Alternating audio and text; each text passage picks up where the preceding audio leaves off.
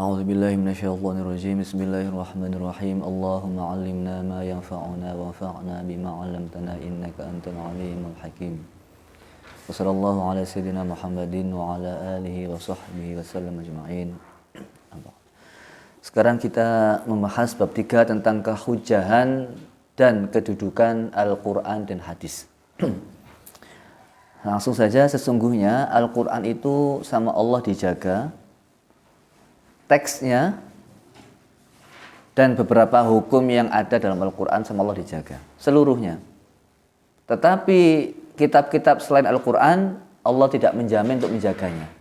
Oleh karena itu selain Al-Quran, kitab-kitab Samawi, Taurat, Zabur, dan Injil itu tidak ada yang otentik. Dan mereka juga mengakui tidak ditemukan manuskrip asli yang disepakati keotentikannya kitab Samawi selain Al-Quran. Samawi ya, bukan kitab manusia. Selanjutnya, Al-Quran itu sendiri sebagai i'jaz. I'jaz itu apa? Melemahkan. Melemahkan apa? Melemahkan selain Al-Quran. Dari segi apanya? Dari berbagai macam seginya. Isinya, kandungannya, susunannya, tertib ayatnya, dan pemilihan huruf-hurufnya. Bahkan sampai kaf, ha, ya, ain, shad itu juga mempunyai kekuatan tersendiri. Itu kalau orang-orang ahli hikmah, ya, orang-orang spiritual itu ada nilainya sendiri. Saya pernah mendengar saya sampaikan ya beberapa. Saya mendengar di Facebook itu video. Kalau video itu akurat itu. Kalau dari Aba Guru Sukumpul itu, kalau kita itu di kerumunan massa ya, mau dihajar orang, dipukul orang, itu baca kaf, ha, ya, ain, shad, ha, mim, ain, sin, qaf. Itu kalau kita genggam begini, orang yang mukul nggak bisa mengenai kita atau dia nggak bisa gerak selama kita masih menggenggam. Paham ya? Nah, kalau kita lepaskan ya dia bisa gerak. Ini, tapi saya belum nyoba. Alhamdulillah nggak pernah ada yang ngeroyok saya, jadi nggak bisa ada. Ya, itu saking hebatnya Quran. Jadi kalimatnya pun yang nggak difahami orang itu bisa berfungsi. Nah, gitu. Jadi i'jaz Al-Quran. Kedudukannya sangat istimewa. Dan dia nomor 1. Jadi Quran itu sumber hukum yang pertama dan yang utama. Nah, hukum apa? Hukum apa saja. Nanti kita terangkan seterusnya.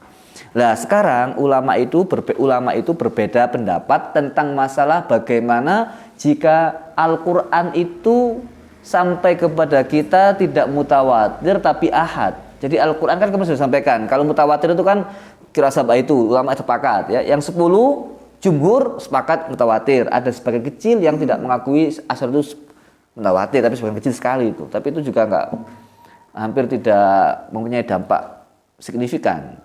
Dan yang 14 itu syadz. Syadz itu apa? Macam-macam, bisa dhaif dan juga bisa tidak mutawatir. Lah, Al-Quran yang sampai kepada kita tidak secara mutawatir, artinya ahad, itu apakah bisa dijadikan sebagai hukum? Ini jadi masalah. Dan bagaimana menemukan qiraah-qiraah yang tidak mutawatir dalam Al-Quran? Kita menemukannya di mana? Dalam kitab-kitab tafsir. Nah, itu muncul Tobari, Ibnu Katsir, terus mesti muncul. Ada Al-Qurtubi juga ada, semua itu.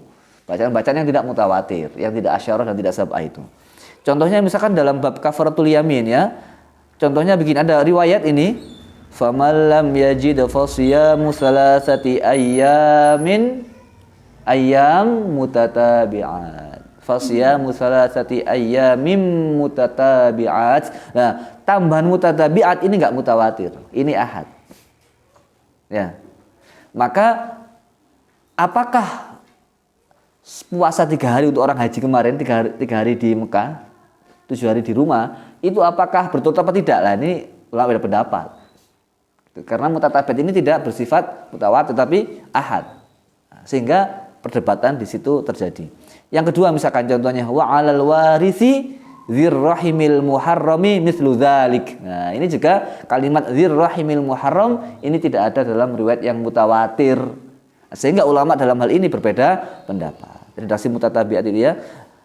Sekarang kita sama juga dengan bacaan yang lain ya.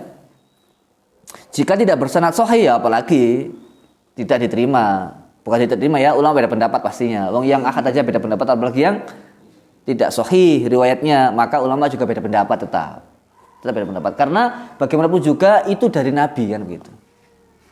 Meskipun dianggap dhaif tapi ada kemungkinan dari Nabi, sehingga ulama beda pendapat tetap. Contohnya misalkan fal yauma dalam riwayat mutawatir apa? Nunajjika bi badanika. Tapi dalam riwayat yang syadzah atau dalam sanad yang dhaif seperti disampaikan oleh Ibnu Athir Al-Jauzi, beliau mengatakan fal yauma nunahhika. Nahayuna kan menjauhkan. Nah, kan artinya jauh, menjauhkan ya. Imam Hafiz membacanya nunajjika. Riwayat Imam Hafiz ini dianggap mutawatir, sehingga bacaan nunahhika dianggap syadz karena sanadnya tidak sahih. Nah, itu ya. Tetapi ulama sepakat bahwasanya yang mutawatir siap berapa? Sabar. Saya sampaikan tadi ya. Lah, bacaan yang sampai kepada kita secara ahad atau syadz atau tidak sahih ya, itu ulama berpendapat. Kalau mazhab Imam Hanafi dan mazhab Imam Hambali berpendapat meskipun itu bacaannya syadz tidak sahih atau tidak mutawatir alias ahad, tetap bisa dijadikan hujjah karena itu bersumber dari Nabi. Dan setiap yang bersumber dari Nabi itu bersifat hujjah. Paham tak? Itu argumentasinya. Meskipun enggak mutawatir tapi kan sahih sama dengan hadis yang lain, maka itu bersifat hujjah. Ya, dan itu juga diposisikan sebagai sunnah atau hadis ya, berbeda pendapat. Karena itu pesan dan kandungannya wajib diamalkan. Bisa difahami nih ya? Kalau mazhab Maliki, mazhab Syafi'i beda lagi. Beliau berpendapat kalau riwayat itu tidak sahih atau itu enggak mutawatir atau terjadi kedhaifan ya, atau syadz, maka tidak bisa dibuat hujjah. Ini juga sama dengan pendapatnya Imam Al-Ghazali ya, bukan Muhammad Al-Ghazali tapi Imam Ghazali Ihya Ulumuddin itu berpendapat juga nggak bisa dibuat hujjah. Karena apa nggak bisa dibuat hujjah? Karena dia tidak mutawatir ya, tidak mutawatir lagi. Dan begini, menganggap qiraah syadzah sebagai Al-Quran merupakan sebuah kesalahan untuk Imam Ghazali ya. Karena dia juga tidak bisa dipastikan dari Nabi. Dalilnya begini, kalau memang dari Nabi mestinya, kalau Nabi itu memang dari Nabi betul, itu mestinya banyak sahabat yang tahu. Menurut beliau tapi argumentasinya. Dan wajib disampaikan oleh banyak sahabat, kepada banyak sahabat. Tapi kenapa kok yang tahu sedikit sahabat? Nah, gitu. Ini juga jadi masalah. Imam A'am ini juga sama ya. Gitu. Maka kalau sampai hadis itu tidak sahih, bukan hadis, kalau sampai Al-Quran itu tidak sahih, maka itu bukan Quran lagi. Ada kemungkinan pendapatnya sahabat. Nah gitu. Ini menurut Imam Al-Ghazali sama menurut Imam Asy-Syafi'i sama Imam Al-Maliki. Gitu. Tapi mazhab Hanafiyah tidak bisa, itu dari Nabi itu tetap ya. Nah udah, itu ikhtilaf. Dalam hal ini kita tidak masuk terlalu dalam supaya tahu saja. Lalu kemudian kehujanan Al-Quran. Nah ini yang menarik sedikit ya. Kemu'jizatan Al-Quran menurut Syekh Habaz Zuhaili dalam kitab Ushul Fiqh itu diketahui dengan 3 hal. Dari mana Quran itu mukjizat? 3 hal. Nah ini logikanya bisa dipakai.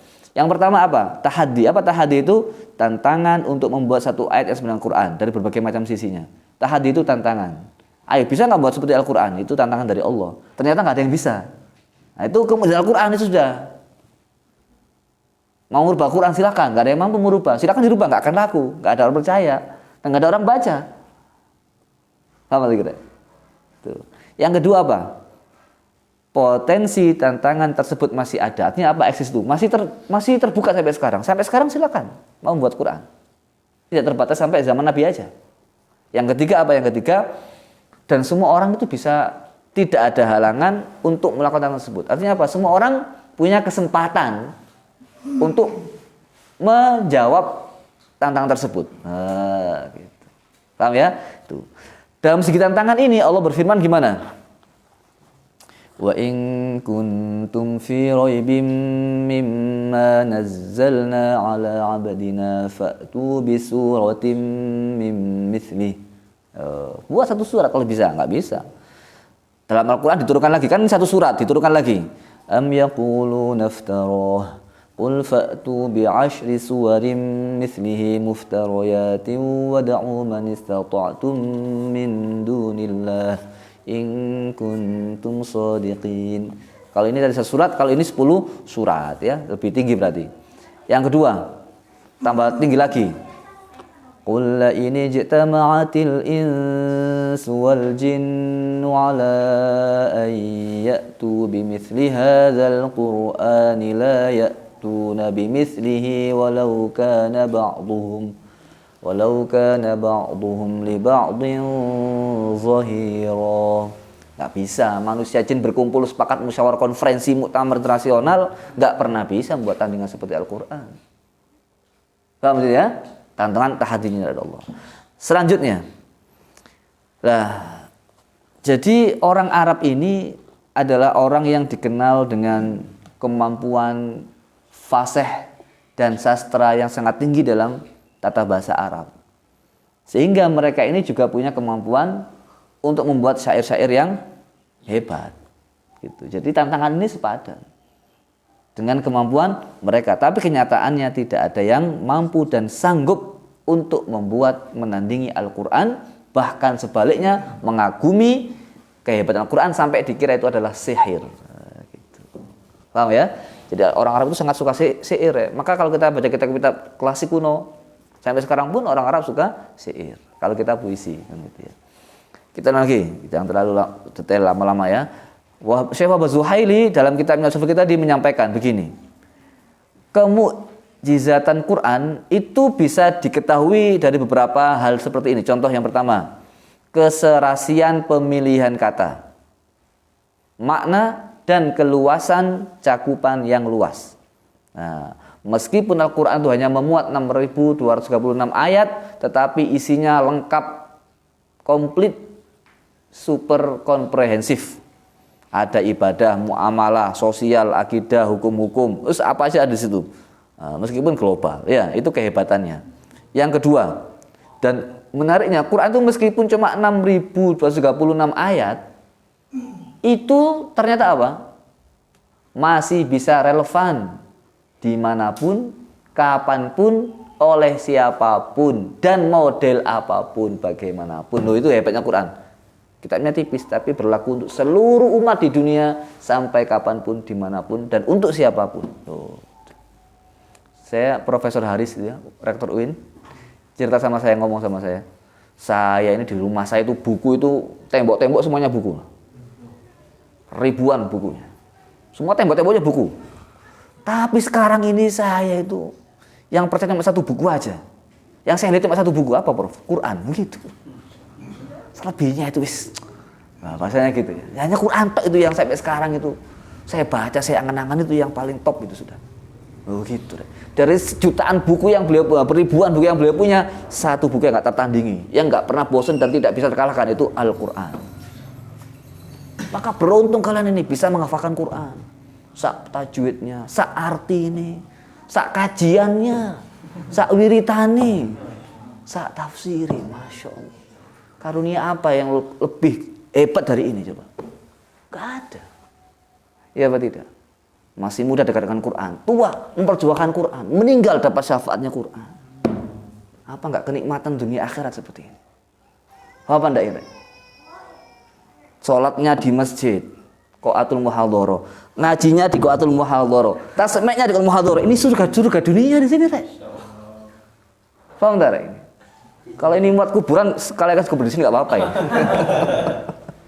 Paham ya, kenikmatan Allah ini, Rek. Iktikaf, talabul ilm, ngaji di sini, itu subhanallah itu, ya. Kehebatan yang tidak ada tandingannya, tidak ada duanya. Wes, kita lagi. Maka kalau kita berangan-angan ya, walau afala yatadabbaruna al-Qur'an walau kana min 'indi ghairillahi lawajadu fihi ikhtilafan katsira. Jika Quran bukan dari Allah, pasti akan terjadi banyak kerancuan. Tapi karena Al-Quran dari Allah, tidak ada kerancuan dan tidak pernah mengalami revisi. Bahkan Al-Quran justru semakin keluar itu rahasia-rahasia kehebatannya. Seperti saya kemarin ya. Saya kemarin apa? Kayak contohnya sabbaha sama yusabbihulillah. Sabbahan enggak ada titiknya. Yusabbihu ada titiknya. Di awal permulaan surat itu kan ini sabbaha yusabbihu, gampang. Kalau yusabbihu kan ada ya-nya, titiknya. Maka dia berada di surat yang ada titiknya, surat At-Taghabun. Yusabbihu. Kalau dia sabaha nggak ada titiknya, di surat yang nggak ada titiknya juga, surat Al-Hadid, Al-Ha nggak ada titiknya, lo begitu.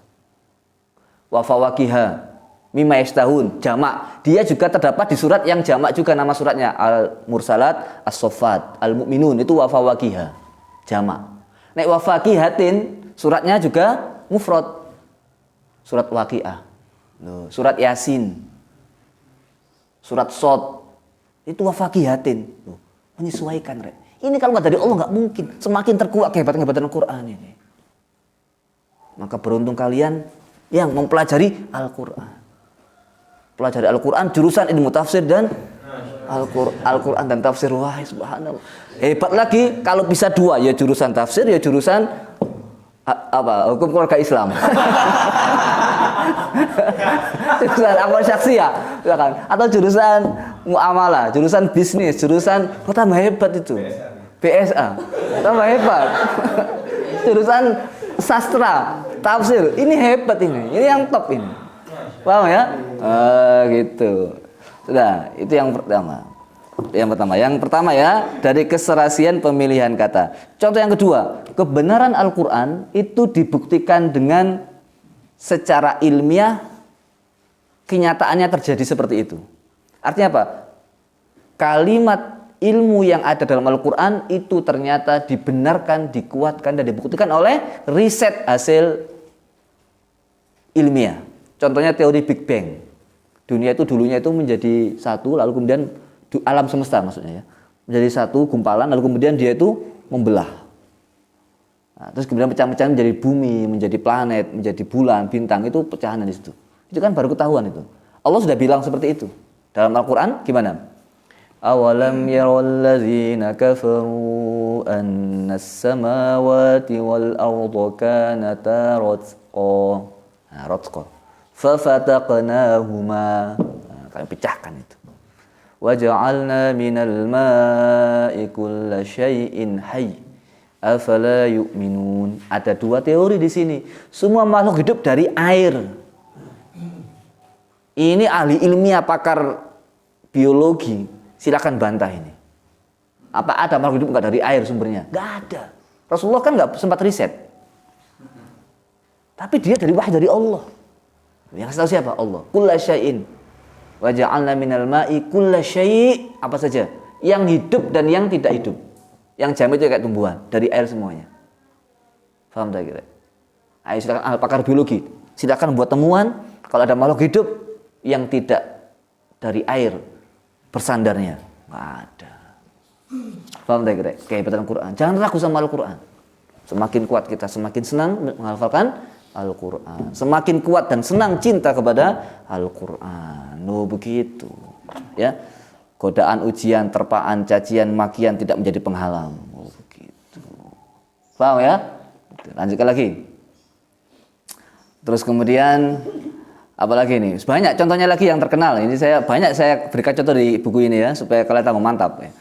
Contohnya misalkan teori yang terkenal itu apa? Teori pemisahan antara air laut sama air tawar sama air asin. Itu Rasulullah kan nggak ada di Padang Pasir kan nggak ada laut. Rasulullah nggak pernah ke laut. Rasulullah itu, Rek. Nggak ada sejarah Rasulullah itu pernah berlayar, nggak ada. Tapi sudah mengetahui teori-teori kelautan. Wa huwa alladzi marajal bahraini hadza 'albun furat wa hadza milhun ujaj. Ini letaknya wa ja'ala bainahuma barzakha wa hijran mahjura. Barzakh itu pemisah. Alam barzakh itu memisahkan antara dunia dan akhirat. Yes. Yang ketiga, gimana tahunya Al-Qur'an itu benar dari Allah? Buktinya apa? Buktinya adalah ada berita yang tidak diketahui kecuali hanya Allah. Contohnya kekalahan negara Romawi. Ghulibatir Rum. Romawi itu negara yang sangat kuat, adidaya. Bisa menghayal kalau bisa mengalahkan Romawi, tapi nyataannya Romawi dikalahkan. Ya, ghulibatir Rum ila akhirih. Lalu kemudian contohnya lagi apa? Rasulullah akan memasuki negara kota Mekah dalam keadaan selamat, aman. Padahal sebenarnya kan nggak boleh. Bahkan umroh pertama itu kan dihalangi, namanya Sulh Hudaybiyah, itu kan nggak boleh umroh kan. Sampai ada terjadi perdamaian Hudaybiyah, Sulh Hudaybiyah. Nggak bisa umroh, tapi Allah ngasih kabar kamu akan masuk Mekah dengan selamat. Lu gimana caranya? Oh, itu inna fatahna laka fatham mubina. Ada lagi yang lebih kuat di sini, la tadkhulunnal masjidal harama insyaallahu aminin. Kamu akan masuk haram kalau ada aman. Oh, begitu. Lanjutkan lagi ya, ila akhirih. Selanjutnya ini juga contohnya Al-Walid bin Mughirah. Walid bin Mughirah ini adalah pemuka Quraisy yang sangat berpengaruh besar sama Allah apa? Nanti Walid bin Mughirah itu apa? Hidungnya itu nanti ada luka sampai dibawa mati. Oh, ya apa yang tahu? Kalau ada dokter orang hebat ahli medis waktu itu bisa mengobati, saya mau melawan Quran, saya obat sampai sembuh, nggak bisa. Apa di paling awal itu? Sanasimuhu 'alal khurtum. Khurtum itu kan belalai, ini kan hidung. Khurtum itu hidung. Jadi hidungnya itu akan ada tandanya, tanda luka. Saya mati di bawah itu. Jadi Allah ucap wala tuti' kulla hallafin mahin. Ini semuanya sifatnya Walid bin Mughirah semua ini. Asbabul wurudnya, asbabun nuzulnya Walid bin Mughirah. Walid bin Mughirah ini siapa? Ayah dari Khalid bin Walid. Nah, itu. Jadi meskipun ayahnya itu seorang kafir, gembongnya kafir Quraisy, anak Nabi Soleh. Nah, kamu juga begitu, jangan putus asa. Bapak saya petani, bapak saya kerja di jalan, bapak saya kerja serabutan, enggak apa. Dengan Quran kita rubah hidup nasabmu. Oh, begitu. Khalid bin Walid Saifullah Al-Maslul. Abadi itu namanya sampai hari kiamat insyaallah itu. Ya, bapaknya gembong musyrikin. Kamu juga apalagi, kamu muslim semuanya. Oh, tambah jadi kiai top, kiai haji profesor. Profesor, doktor, kiai haji, alumni MBSM. Enak, colali gue. Yes. Yang keempat, apa yang keempat? Fasoha. Kefasihannya Quran ini luar biasa, tidak ada tandingannya. Sampai Walid bin Mughirah, pemuka Quraisy tadi itu mengakui meskipun dia musuhi Islam, tapi hatinya itu nggak bisa mengingkari kehebatan Al-Quran. Baca syairnya itu.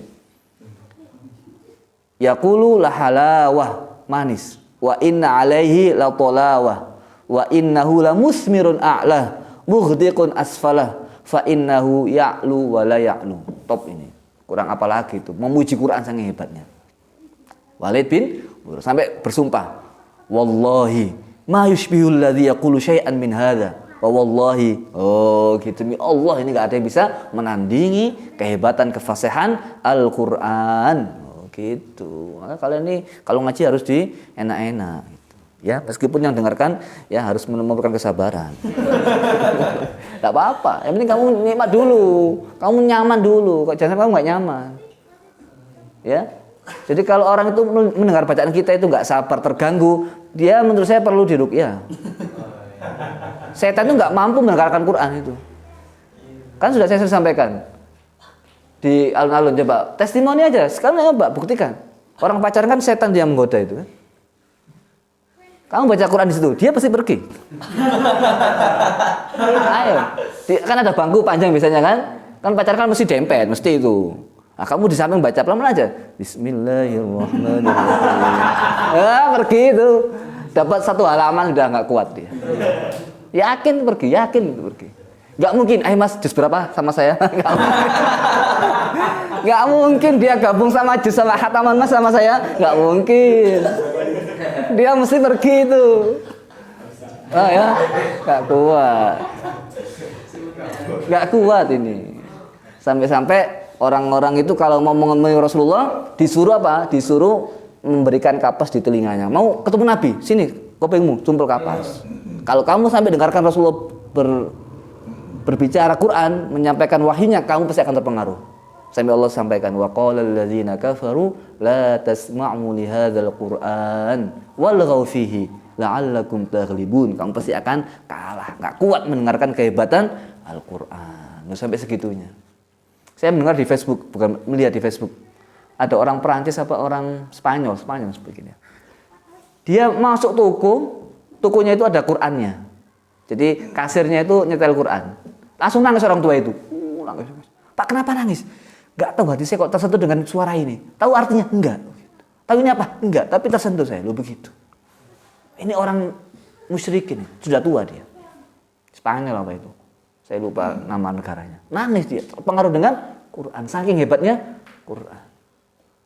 Paham tak kira? Nah, jangan sampai kalian tuh mengaku nggak kerasan, nggak tahan, auzubillah itu sudah kronis gitu ya. Harus segera diisolasi mandiri, ya di pondok-pondok tahfidz itu. Wes, selanjutnya keseimbangan jumlah bilangan kata, ya. Ini menariknya di sini. Prof. Quraish Shihab punya buku namanya Mu'jizat Al-Quran. Detailnya dari segi aspek kebahasaan, isyarat ilmiah dan pemberitaan gaib. Beliau mencontohkan begini, Rek. Dalam Al-Quran kata-kata hayat, kehidupan itu jumlahnya sama dengan kata-kata al-maut yang berarti kematian. Jumlahnya berapa? 145 kali. Loh, kok iso ngene? Pernah kalian buat buku tesis? Dicocokkan jumlah matinya, jumlah wafatnya? Pernah? Nggak pernah. Tapi kita nggak sadar. Siapa sih yang bisa buat buku seperti ini? Satu pun belum ada. Yang kedua, kata-kata nafa' manfaat itu jumlahnya sama dengan mafsadah, yang artinya kerusakan sebanyak 50 kali. Loh, kok iso podo nih ya boy? Kalau nggak Allah nggak mungkin terjadi. Nggak buka wis angel, nulis wis angel, ide nggak keluar. Loh, kok nulis di samakno itu tambah nggak metu-metu, tambah nggak keluar idenya itu. Ya apa tidak? Menyamakan akhir ayat aja, akhir itu loh, akhir bunyi aja nggak susah. Paham tak? Dalam Al-Quran itu ada surat yang kaitannya selalu fathatain, surat Al-Kahfi. Ajab, itu satu surat setengah juz itu semuanya A semuanya itu. Ajaba, Rosyada, Sababa, kabeh keren. Satu surat setengah juz full. Bayangkannya, Pak. Maknanya indah, orang nggak terasa. Baru terasa letakkan dari sekarang ini. Ya apa tidak? Ya? Saking hebatnya Quran mengajak kita untuk menyelami dunia keindahan bahasa. Gitu. Dan kenikmatan rohani spiritual kita. Loh, sampai segitunya Quran itu. Tapi yang diajak menyelam itu nggak terasa. Paham tak? Ya, apalagi kalau yang diajak nyelam mabuk, wah tambah sakit kepala dia.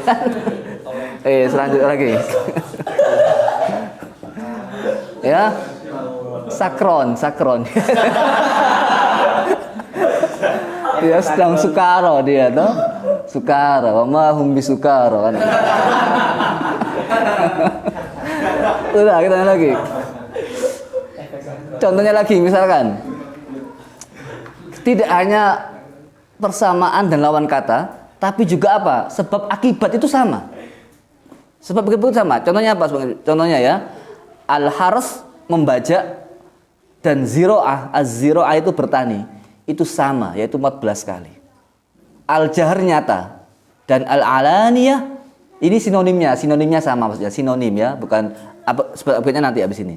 Sinonimnya itu sama. Jadi kata-kata zara' sama harf itu maknanya sama. Diulang-ulang itu sama, sejumlah 14 kali. Kata-kata jahar kan nyata jahar. Sama dengan alaniyah. Alaniyah itu juga nyata, nampak maksudnya. Itu jumlahnya sama 16 kali. Ada juga sekarang antonim. Nah, kalau sinonim persamaan, kalau antonim lawan kata, gitu ya. Lawan kata tadi berarti sudah yang di atas tadi, ya. Itu antonim yang di atas. Tadi sekarang sinonim. Sekarang sebab akibat. Ini yang paling top tafsir ya seperti ini menurut saya. Contohnya infak. Sebab. Akibatnya apa? Ridho. Jumlahnya sama berapa? 73 kali. Jadi kalau kamu infak itu mesti Allah ridho. Dan yang dikasih tambah ridho. Oh, enggak. Untuk mendapatkan keridhoan orang itu gampang. Yang sering infak sama dia, insya Allah dia ridho sama kamu. Paham ya? Nah, cuma ada satu yang nggak bisa kita ridhokan. Kamu bisa membahagiakan semua orang, kamu bisa menyenangkan semua orang. Cuma satu nggak bisa kamu senangkan. Siapa? Orang yang iri sama kamu. Karena dia tuh kepingin nikmatmu hilang. Kalau iri itu nggak bisa, disenangi pun nggak bisa, dikasih uang pun belum tentu. Karena dia itu hanya ingin satu sama kamu. Dia nggak ingin uangmu, dia nggak ingin kenikmatanmu, tapi dia ingin kenikmatanmu itu hilang. Nah itu ya orang hasud itu. Selanjutnya apa? Contohnya misalkan kafirun. Kafirun apa? Orang kafir, kekafiran. Jumlahnya sama dengan akibatnya. Kafir akibatnya neraka. Berapa jumlahnya? 154. Loh, subhanallah. Tawanan itu akibat daripada perang. Jumlahnya sama. Itu berapa? 6 kali. Wis ila akhiri, baca sendiri ya. Wis. Jadi Quran sangat hebatnya seperti itu, Rek. Sekarang kita lihat lagi. Langsung kandungan hukum dalam Al-Quran. Nah, kandungan hukum dalam Al-Quran itu mempunyai 3 kandungan. Yang pertama itu adalah akidah, yang kedua khuluqiyah, yang ketiga amaliyah. Akidah, khuluqiyah itu akhlak, amaliyah itu amal. Dan menurut riset, saya belum tahu tulisannya dan saya juga belum meriset sendiri, dalam Al-Quran itu kandungan hukumnya hanya kurang dari 1%, 0,sekian%. Kandungan hukumnya itu loh. Selebihnya itu yang paling banyak adalah akhlak. Jadi kandungan hukumnya itu hanya 1% kurang. Gitu. Atau 2% lah ya, kalau saya nggak lupa, antara 1% itu. Jadi artinya apa? Dalam hidup itu yang paling penting itu apa? Akhlaknya. Buktinya apa? Kalau kita sholat nggak tahu dimakfu ya, itu. Sudah, sekarang kita lagi supaya agak cepat ya. Al-Quran itu memiliki 3 macam cara dalam menetapkan hukumnya. Cara Al-Quran dalam menetapkan hukum ada 3. Ini juga sama-sama kita. Kalau kita mau menetapkan hukum, kita harus punya 3 metode. Metode apa? Global, umum. Contohnya apa? Wa aqimus sholah, wa atuz zakah, umum. Gimana sholat nggak tahu. Bukan nggak tahu ya, Al-Quran tidak menjelaskan rakaat berapa subuh, nggak ada.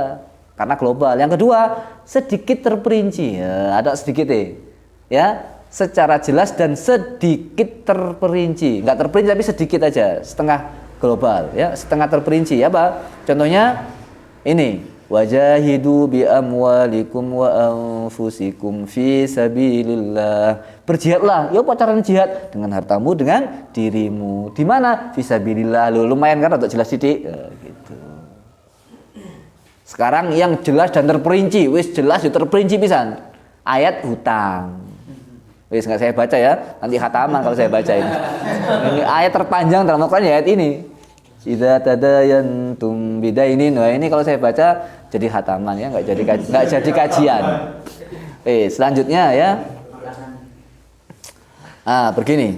Al-Qur'an itu meskipun qat'iyyu subut, apa artinya qat'iyyu subut?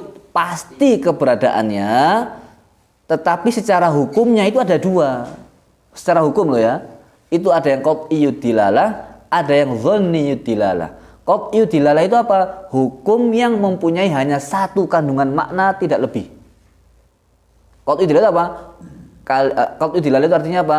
Al-Quran yang mempunyai hanya 1 kandungan hukum, tidak lebih.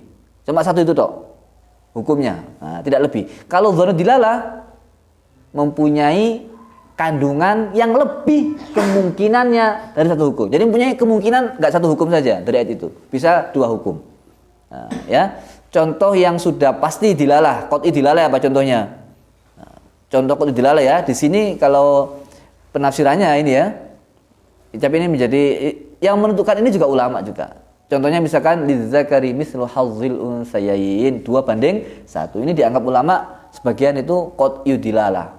Pasti hukumnya cuma 1, laki 2:1. Laki-laki 2, perempuan 1 jelas wis, enggak ada lagi hukum selain itu. Ini menurut sebagian ulama tapi kan. Yang menentukan ini juga siapa ya? Ulama juga. Sama kan punya garis. Contohnya apa lagi misalkan yang qat'iyyu dilalah?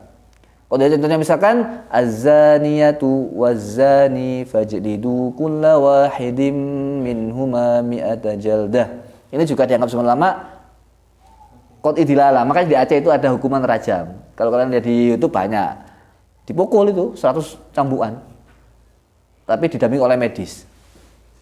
Jika kadang dipukul nggak kuat, pingsan ya, diobati, kuat lagi, pukul lagi. Di depan masjid itu, ada panggungnya. Dan itu disaksikan banyak orang. Itu dipukul dia, pukul. Jadi gini, seret. Ya sakit, 100 kali cambukan. Yang zina-zina itu. Nah ini Aceh menerapkan itu. Kalau kita kan kontekstual dan seterusnya ya. Dan kita nggak bahas itu. Contoh yang mempunyai kandungan dzannu dilalah apa? Dzannu dilalah. Yang punya makna dari 1, kemungkinan lebih dari 1. Contohnya misalkan masalah quru. Salasata quru. Quru itu artinya apa? Bisa suci, bisa haid. Ya, talak apa idahnya orang yang diceraikan itu adalah perempuan itu idahnya 3 kali sucian atau 3 kali haid. Nah, beda. Ini dikit aja. Wis, itu kesimpulannya. Selanjutnya ke hujan sunnah sekarang. Nah, ini sudah masuk ke yang umum populer ya. Sunnah itu ada 3, ada yang qauli, ada yang fi'li, ada yang takriri. Kalau qauli kayak contohnya qaul Rasulullah SAW itu. Innamal a'malu binniyat, itu qaul, Nabi bersabda. Kalau yang fi'li, karena Rasulullah sallallahu alaihi wasallam, Rasulullah itu, nah itu sampai yang ngomong ya. Karena Nabi SAW idza qama minal lail, kalau bangun malam yashusu fahu, menggosok gigi, mulutnya itu giginya, siwakan. Nabi itu juga masuk rumah langsung sikat gigi, gosok gigi. Ternyata memang gigi itu penting karena cara kita berinteraksi dengan orang itu dengan mulut atau bahasa. Jadi kalau sampai kita nggak enak itu menyakiti orang lain. Nabi itu masuk rumah langsung siwakan. Bangun tidur langsung nyari siwak. Karena apa? Khawatir menyakiti orang lain. Nah, itu. Dan orang yang jarang siwakan berarti dia nggak punya perasaan ya. Kita lain lagi ya, ingat ya, segera beli pasta gigi ya. Di Koperasi Amanah. Ya, kalau hadis takriri apa? Nabi bersabda, "Kulu awit amu, makan minumlah, makanlah, itu halal, itu biawa itu, tapi saya nggak mau." Tapi laisa min tu'ami, bukan. Nabi juga nggak makan apa bawang. Karena bawang itu baunya menyengat, Nabi nggak mau menyakiti orang lain. Begitu. Rasul Nabi nggak suka bawang. Ya. Nah, itu ya, itu tentang kehujahan Al-Quran. Jadi tentang kehujahan sunnah. Jadi sunnah itu mempunyai 3 macam, ya. Dibagi menjadi 3, pembagiannya 3 itu. Lalu kemudian sekarang seperti ini. Quran itu merupakan hujah kedua setelah Al-Quran. Dalilnya apa? Kalau Quran itu hujah, sunnah itu hujah. Ingat ya, Quran dalil yang pertama yang utama. Kalau sunnah dalil yang kedua. Sunnah itu dalil yang kedua setelah Al-Quran. Harus itu dulu. Quran dulu baru sunnah dulu. Nggak boleh langsung ijma, nggak boleh langsung qiyas, harus ke sunnah. Dalilnya apa kalau sunnah itu hujah? Ini saya tulis banyak sekali artinya. Contohnya apa? May yuti'ir rasula faqad ata'allah. Mentaati Rasul sama dengan mentaati Allah. Tapi sampai sekarang, dunia kontemporer sekarang, saya tahu sendiri, sampai sekarang tuh masih ada orang-orang, aliran-aliran yang tidak menjadikan sunnah sebagai sumber hukum. Ada. Saya tahu sendiri, tidak katanya. Bukan kok pembahasan di kitab-kitab ingkar sunnah. Ada sampai sekarang. Saya nggak sebut nama, nggak enak. Ya. Pernah didatangkan di S2, waktu saya kuliah S2 di Surabaya. Muridnya teman saya gitu. Dia tetap bersikukuh sunnah bukan bukan sumber hukum, bukan hujah. Waktu itu saya nggak masuk, pada saya itu saya nantikan itu. Kata dia itu sunnah itu hanya referensi aja. Saya kan mau tanya, kalau bukan sunnah kamu sholat dari mana taunya kalau nggak dari sunnah? Bang, tahu dari mana sholat, puasa? Puasa dari mana taunya? Membatalkan puasa, syarat rukunnya puasa. Puasa diharamkan. Tahu dari mana kalau ada di sunnah? Itu saya mau tanya itu. Teman-teman bilang kemarin, ya setelah dia bersikukuh, ada dosen saya juga, ada dosen hadis. Dan teman-teman, dan kita dikasih VCD terkenal dia di Surabaya, punya banyak buku, punya pondok juga, pondok Quran. Tapi dia ngaji Quran nggak lancar. Dan dia masih belajar sama murid saya tadi itu. Bukan murid saya, belajar sama teman saya satu kelas itu S2. Jadi ada orang yang ingkar sunnah itu ada. Maka jangan sampai ada indikasi ke sana. Maka dari itu saya kasih banyak ayat Al-Quran di sini. Wa may yuti'ir rasula faqad ata'allah. Apa perintahnya Allah? Ati'ullaha wa ati'ur rasul. Lu jelasin. Taatilah Allah, taatnya Rasulullah. Qul in kuntum tuhibbunallaha fattabi'uni. Cinta Allah ikuti saya. Ya kan? Allah sudah berfirman ati'ullah wa ati'ur rasul. Lalu kemudian apa? Ini banyak sekali ya, hadis-hadisnya sudah saya baca, 3 itu sudah saya kira cukup. Di sini ada 6 ya, ada 6 kalau nggak salah, 3, 4, 5, 6, 7, 8, 9 rek. Saya sampaikan 9 ayat Al-Quran tentang Quran itu sunnah itu sebagai hujah setelah Al-Quran. Selanjutnya apa? Hadis. Dari hadis apa hadis? Taraktu fikum amrayni lan tadillu ma tamassaktum bihima kitaballahi wa sunnata nabiyih. Itu. Lalu kemudian selanjutnya nih hadis. Ini perhatikan ya. Rasulullah ketika mengirim Sayyidina Mu'adz bin Jabal ke Yaman, ini ada hadisnya Abu Dawud. Hei Mu'adz, kalau kamu ada perkara, kamu pakai apa menghukuminya? Pakai kitab Allah. Kalau nggak ada, ya pakai sunnah Rasulullah. Kalau nggak ketemu, ya saya beristihad dengan pikiran saya. Nah, ini adalah dalil sunnah itu menjadi hujah. Kata Rasulullah, apa? Alhamdulillah alladzi waffaqa rasulillahi lima yurdi Rasulullah. Oh, begitu. Jadi boleh, sudah betul seperti itu. Nah, sekarang Ini lagi selesai ya. Nah, jangan mabuk dulu ya sampai jangan sakron ya, sampai selesai. Paling enggak husnul khotimah. Fungsi kedudukan sunnah terhadap Al-Quran. Fungsinya apa? Ini banyak, saya sudah banyak baca referensi, tapi saya ambil yang konkret, yang jelas, yang bukannya ya. Saya ambil yang jelas referensinya, yang jelas standarnya ya, yaitu dalam kitab Ar-Risalah punya Imam Syafi'i. Imam Syafi'i dalam kitab Ar-Risalah punya nulis ini. Itu saya ambil di situ karena saya baca referensi itu macam-macam referensinya, tergantung penulisnya. Kadang-kadang di buku-buku itu nggak ada sumbernya. Kalaupun sumber bukan sumber Indo, misalkan fungsi sunnah terhadap Al-Quran, footnote-nya, misalkan ya, Toto Wijaya, ini kan dia kan bukan orang yang buku apa, kecuali kalau penelitian ya, kalau tesis, disertasi masih bisa dianggap, atau buku dari tesis nggak ada masalah. Tapi kalau referensi yang begitu kan belum referensi Indo gitu ya. Kalau nggak Indo boleh, tapi harus, kalau menurut saya harus penelitian, disertasi, tesis itu baru menurut saya bisa jadi kebijakan ya. Kalau sekitar buku-buku yang belum diketahui itu saya nggak mau ngambil. Ini saya ambil dari kitab Ar-Risalah Imam Syafi'i. Apa fungsi sunnah terhadap Al-Quran? Fungsinya adalah muqarrirah dan muakkidah. Apa itu muqarrirah? Menguatkan ya, menetapkan. Contohnya misalkan apa? Contohnya ini. Banyak hadisnya panjang. Fa inna dima'akum wa amwalakum wa a'radakum 'alaikum haram. Nah, di sini menguatkan apa? Firman Allah, la ta'kulu amwalakum bainakum bil batil. Nah, ila akhirih ya. Yang kedua hadisnya lagi misalkan ini Rasulullah bersabda, istausu bin nisa'i khaira. Kalau sampurna yang bagus, yang baik, jangan kasar-kasar ya. Harus sabar. Allah menguatkan apa? Wa ashiruhunna bil ma'ruf. Interaksilah dengan perempuan dengan baik. Apa? Ini menarik yang terakhir. Fa in karihtumuhunna, kalau kamu itu ada yang enggak suka dari perempuan, itu apa? Fa asa an takrahu syai'a wa ja'alallahu fihi khairan katsira. Boleh jadi di balik ke enggak sukaanmu sama istrimu itu, bukan enggak suka itu, di balik karakter yang tidak kamu sukai dari istri lah, itu yang tepat. Itu dari nggak sukamu, dari karakter yang nggak kamu suka itu, karakter itu menyimpan banyak kebaikan loh gitu. Di balik kecerewetannya menyimpan gudang rezeki yang berlimpah loh, begitu. Paham tak kira? Harus meyakini begitu, ini Al-Quran ini. Makanya wa ashiruhunna bil ma'ruf fa in karihtumuhunna fa asa an takrahu syai'a Allah fihi khairan katsira. Jadi boleh jadi kamu enggak sesuatu, tapi sesuatu itu yang baik. Mungkin kamu enggak suka jamaah, enggak suka ngaji, enggak suka belajar. Di balik enggak sukaanmu itu Allah menyimpan khairan katsira. Begitu. Paham tak kira? Lanjutkan lagi. Yang kedua fungsinya apa? Fungsi hadis terhadap Al-Quran. Fungsi hadis sunnah terhadap Al-Quran, fungsinya ya sebagai penjelas al-bayan. Nah, penjelas ini menjelaskan apa saja diperinci lagi, Rek.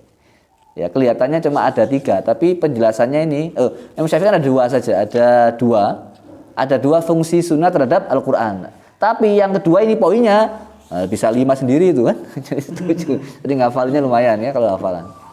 Tapi karena kita daring nggak ada hafalan ya. Ya, kalau daring kan nggak ada hafalan. Ya kecuali kalau mau dihafal silakan. Silakan. Ya yang punya jam kuliah silakan. Ya, nanti tinggal mahasiswa alam. Ya, sebagai penjelas Al-Quran ada 3 macam penjelas ini. Yang pertama, penjelas Al-Quran yang masih global seperti wa aqimus shalah itu.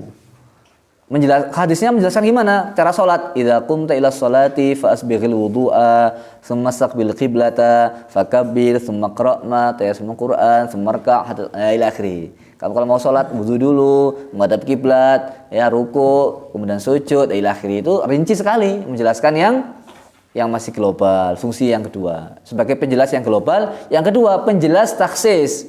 Apa taksis itu? Kekhususan. Contohnya ya hadis nah Rasulullah sallallahu alaihi wasallam an akli kulli dzinabin minas sabu'i. Nabi melarang makan yang mempunyai taring, binatang taring. Ya. Yang punyai ya wa an kulli dzi mikhlabin minat thair. Tuh. Hadisnya apa? Al-Qur'an menjelaskan apa? Menjelaskan ini. illa ayyakuna maitatan aw daman masfuha aw lahma khinzir fa innahu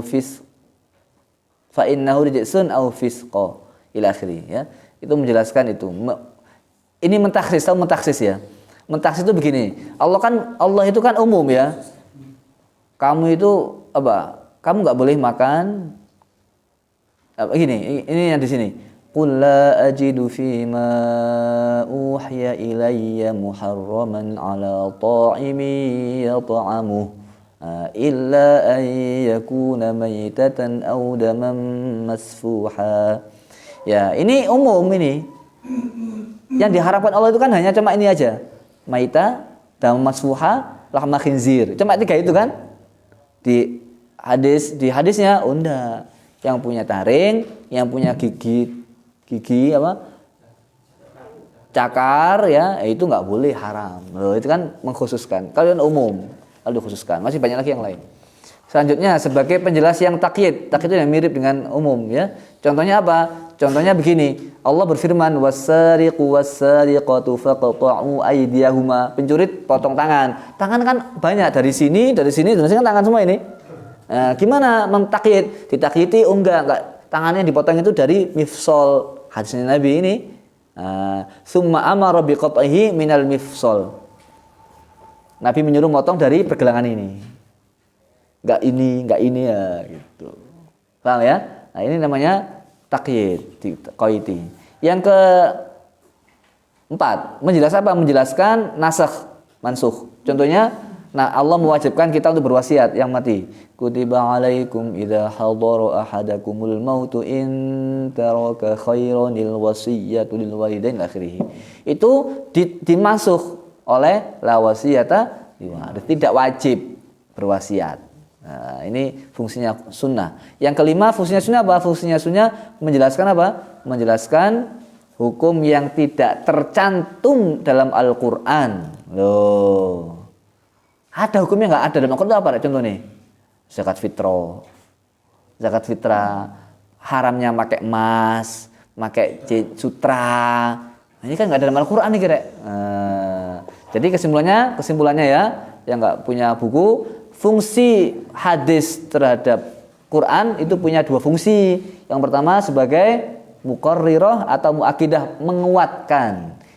Fungsi yang kedua menjelaskan. Menjelaskan apa? Menjelaskan 5 hal. Menjelaskan yang masih global, menjelaskan yang apa? Yang khusus. Menjelaskan yang ada qaidnya, yang ada pembatasnya, ada pengikatnya. Yang keempat, menjelaskan yang dimansukh. Menjelaskan yang kelima, menjelaskan hukum yang tidak ada dalam Al-Qur'an. Oh, jelas ya. Selanjutnya terakhir ya.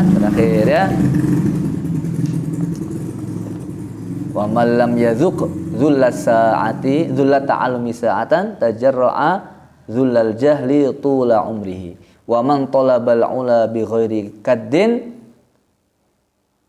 adha'al umra fi talabil muhali.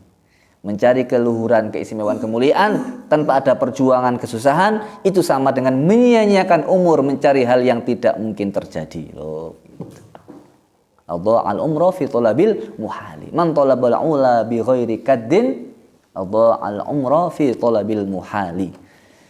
Wes ya, perjuangan mencari kemuliaan itu harus dengan susah payah.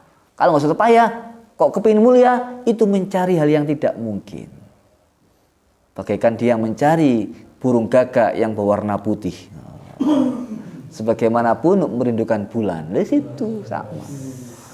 Paham tak kira? Susah payah kita kejar kemuliaan. Oh begitu ya. Dengan perjuangan, dengan keringat, dengan darah. Gitu. Paham tak? Kok bisa dengan darah? Iya, kurang darah kan kurang tidur. Dengan darah aku mencari ilmu. Kok bisa? Darah saya kurang karena kurang tidur. Bukan kok kemudian disileti darah keluar. Enggak. Berdarah-darah saya mencari ilmu. Sampai darah saya rendah. Begitu. Harus mengkonsumsi suplemen. Gitu. Paham tak kira? Ya, kalau sudah kuat berarti kalau nggak ada pulsanya berarti suplemen apa? Suple pulsa datang untuk lihat itu. Sudah, sekarang kita terakhirnya kurang 2 halaman aja sedikit. 2 halaman kan di buku, kalau saya ucapkan paling 5 menit. Ya, hadis ahad. Hadis ahad itu hadis yang tidak mutawatir ya. Nah, hadis ahad itu bagaimana? Hadis ahad itu hadis ahad itu ulama beda pendapat. Ada yang menjadikan hujah, ada yang tidak menjadikan hujah. Tapi kenyataannya di lapangan tidak mungkin meninggalkan hadis ahad. Tidak mungkin kita tidak mengambil hukum dari hadis ahad, tidak mungkin. Karena aturan sholat, puasa dan seterusnya itu rata-rata juga banyak dari hadis ahad. Tapi ternyata masih banyak ulama yang anti dengan hadis ahad. Nah, ini saya sampaikan di sini. Contohnya apa? Contohnya ya, hadis ahad itu dipakai dalam segi muamalah, dalam segi pembagian apa?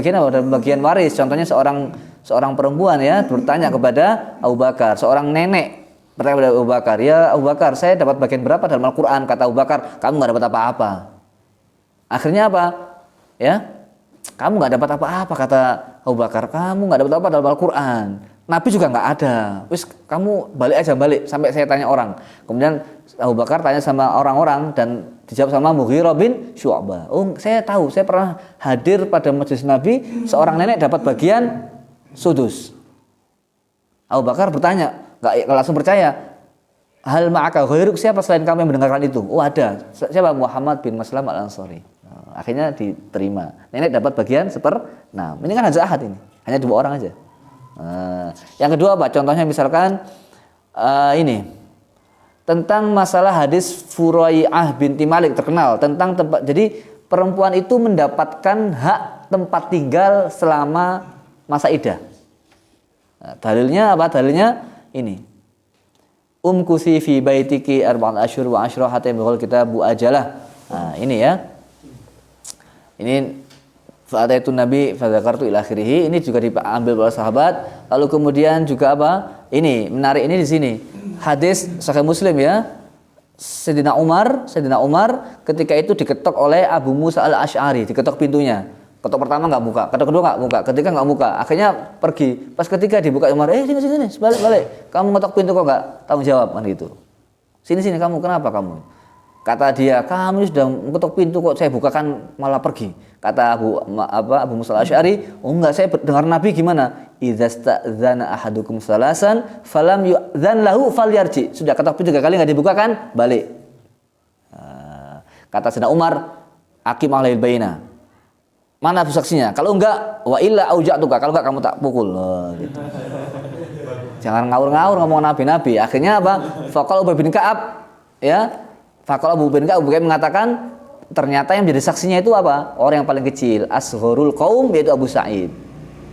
Asghurul qaum ini apakah yang paling muda, apa yang paling enggak punya status sosial, wallahu alam. Tapi sepertinya yang paling muda. Asghurul qaum itu yang paling muda, Abu Sa'id yang mendengar Nabi ngomong begitu. Selain Abu Musa al-Asy'ari. Jadi hadis ahad itu, hadis ahad.